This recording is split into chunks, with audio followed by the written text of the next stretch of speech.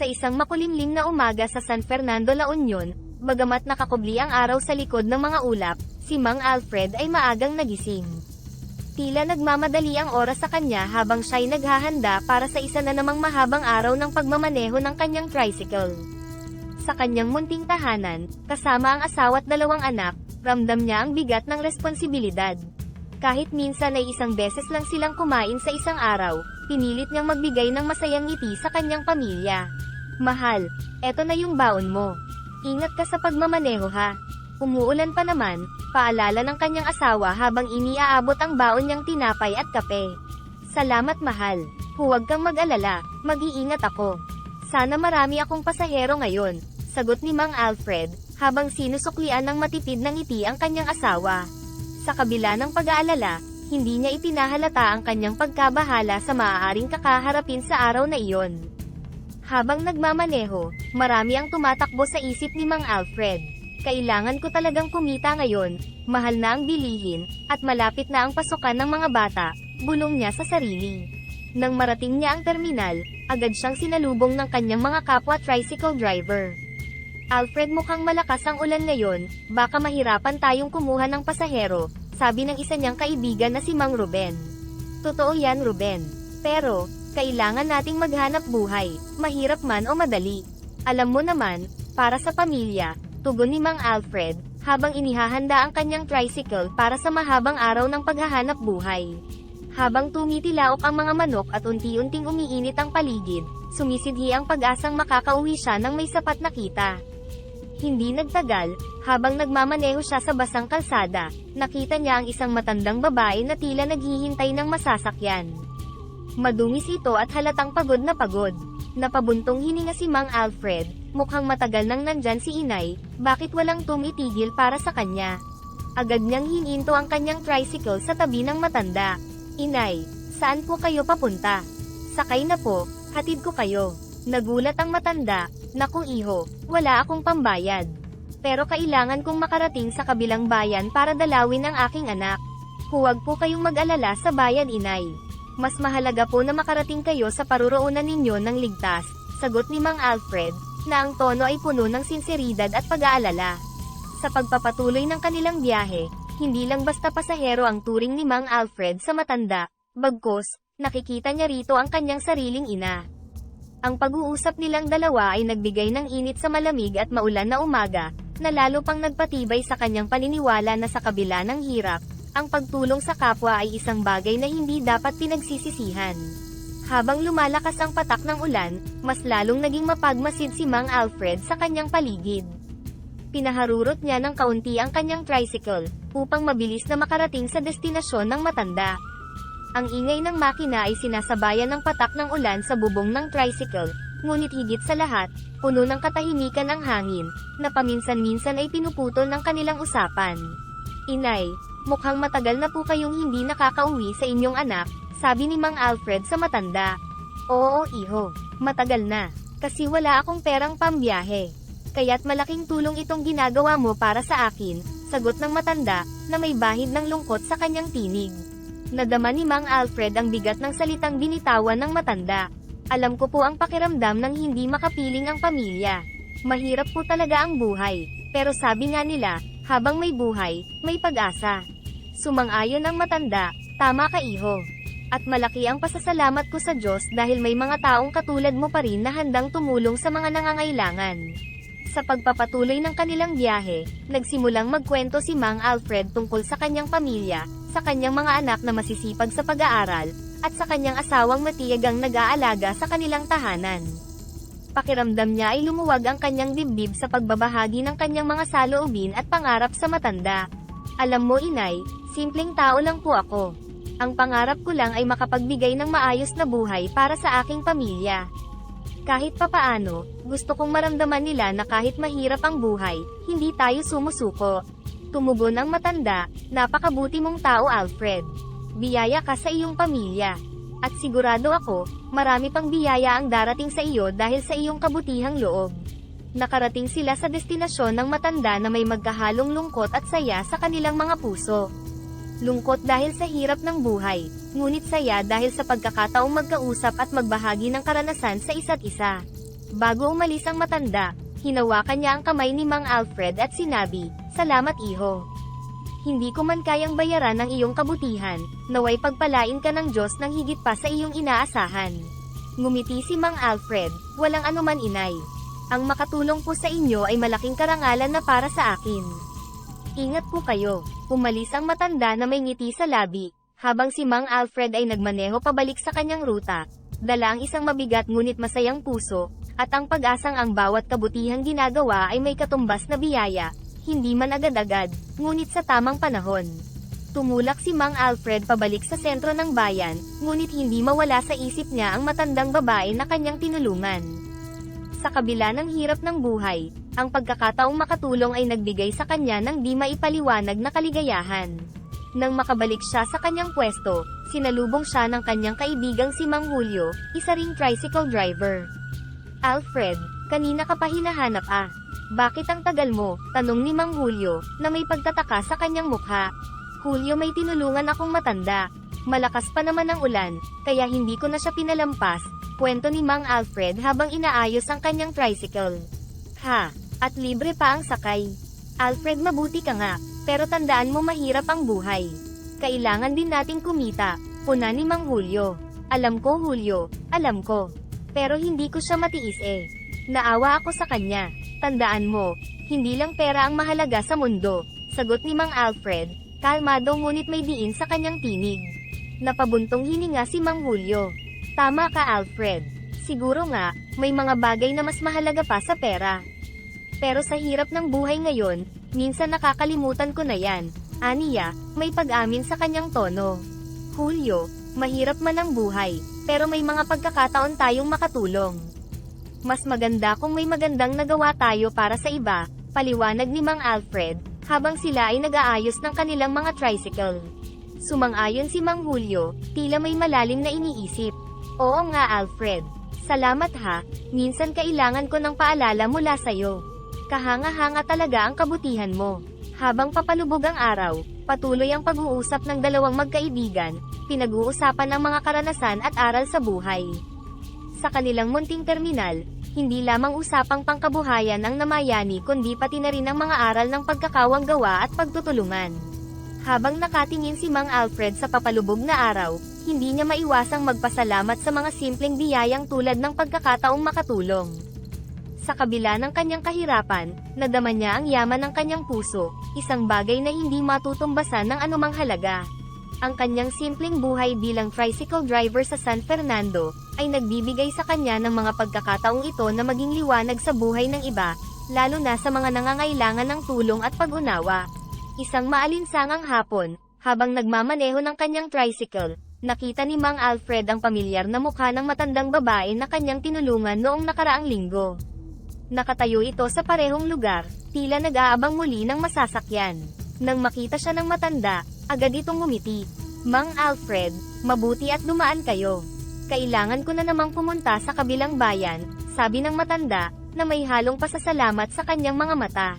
"Wala pong problema inay. Tulad ng sabi ko noon, handa akong tumulong," sagot ni Mang Alfred, na may ngiti sa kanyang labi. Sinuportahan niya ang matanda sa pagsakay sa tricycle at sinimulang ihatid ito sa kanyang paroroonan. Habang binabagtas nila ang daan, nagsimulang magkwento ang matanda. Subalit, bago pa man nila narating ang destinasyon, nangyari ang hindi inaasahan. Biglang nagliwanag ang paligid at ang matandang babae sa tabi niya ay nagbago ng anyo. Sa kanyang harapan ay isang napakagandang diwata, na nagliliwanag at napakaganda. "Mang Alfred, ako ay isang diwata," sabi ng diwata na may malumanay na tinig. "Naparito ako upang subukan ang kabutihan ng mga tao. At sa iyong patuloy na kabutihan at malasakit, nais kong magbigay ng isang regalo." Nanlaki ang mga mata ni Mang Alfred, hindi makapaniwala sa kanyang nakikita.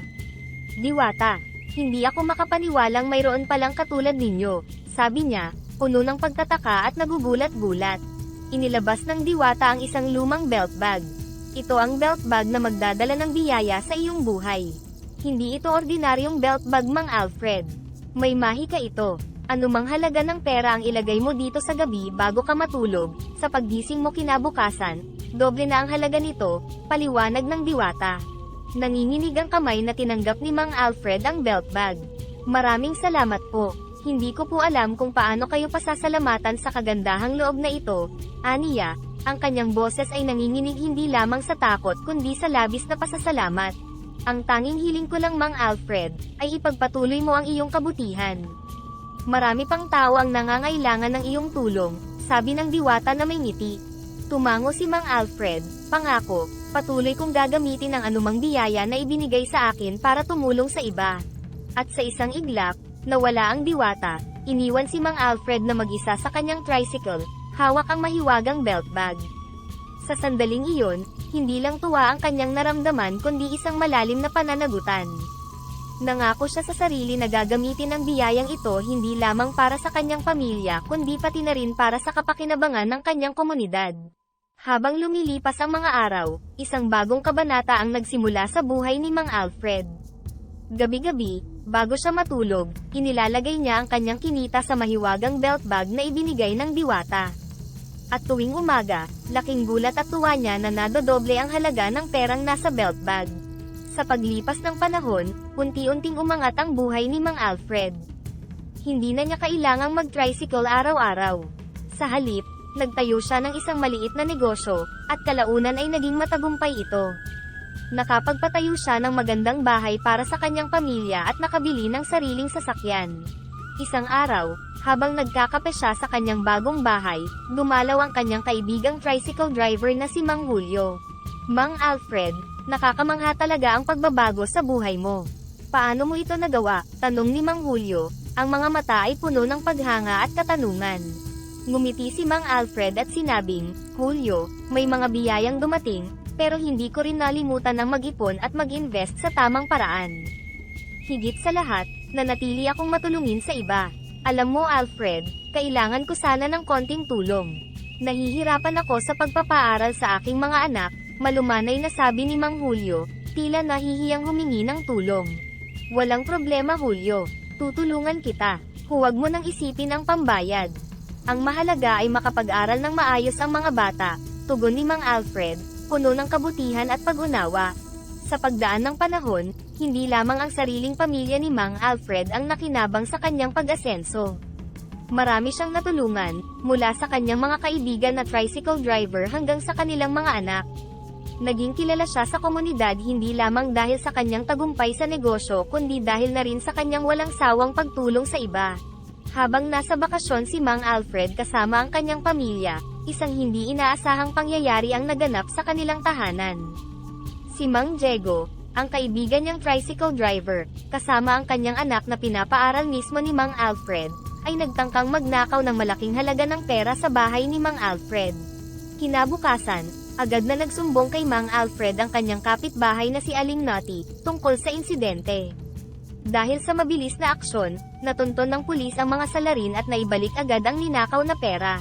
Nang magkaharap sina Mang Alfred at Mang Diego sa istasyon ng pulis, hindi maitago ni Mang Alfred ang kanyang pagkalungkot at pagkadismaya. Mang Diego, bakit mo nagawa sa akin ito? Alam mo naman na kung nagsabi ka lang, tutulong ako agad, malungkot na sabi ni Mang Alfred. Luhaan at nagsisisi, sumagot si Mang Diego, pasensya na Mang Alfred, nagdilim ang isip ko. Nabaon kami sa utang at akala ko ito lang ang paraan. Mali ang ginawa ko, at lubos akong nagsisisi. Mabigat ang loob ni Mang Alfred habang nakikinig sa paliwanag ni Mang Diego. Alam ko ang hirap ng buhay, pero hindi solusyon ang magnakaw. Kaibigan kita, at handa akong tumulong kung lumapit ka lang sana sa akin, aniya, habang pilit pinipigilan ang mga luha. Sa pagkakataong iyon, naramdaman ni Mang Alfred ang bigat ng pagtitiwala at ang sakit ng pagtataksil. Ngunit sa kabila nito, hindi niya hinayaang mawala ang kanyang kabutihan. Alam mo Mang Diego, mahirap ang buhay, at minsan nagkakamali tayo. Pero hindi pa huli ang lahat para magbago, sabi ni Mang Alfred na may pag-asa sa kanyang tono. Nangako si Mang Diego na magbabago at aayusin ang kanyang pagkakamali. Si Mang Alfred, sa kabila ng nangyari, ay nagpas siyang hindi na magsampa ng kaso bilang pagbibigay ng isa pang pagkakataon kay Mang Diego. Sa pangyayaring ito, lalo pang umigting ang aral sa buhay ni Mang Alfred, na ang tunay na kayamanan ay nasa pagpapatawad at pag-unawa. Natutunan din niya na habang mahalaga ang magtiwala, mahalaga rin na mag-ingat at magturo ng responsibilidad sa iba. Ang insidenteng ito ay nag-iwan ng malalim na marka sa puso at isipan ni Mang Alfred, na nagpatatag pa lalo sa kanyang prinsipyo sa buhay. Sa paglipas ng panahon, ang buhay ni Mang Alfred ay mas lalo pang umunlad. Sa tulong ng mahiwagang belt bag at sa kanyang patuloy na pagsisikap, nagawa niyang magbukas ng karagdagang grocery store, ilang restaurant, at iba pang klase ng negosyo. Ngunit sa kabila ng kanyang tagumpay, nanatiling malapit sa kanyang puso ang pagtulong, lalo na sa pagpapaaral ng mga bata. Isang araw, habang bumibisita si Mang Alfred sa paaralan na kanyang itinayo para sa mga mahihirap na bata, nakita niya si Ma'am Reyes, ang prinsipal ng paaralan. Magandang umaga Mang Alfred. Napakalaki ng pagbabago na dinala ninyo sa ating komunidad.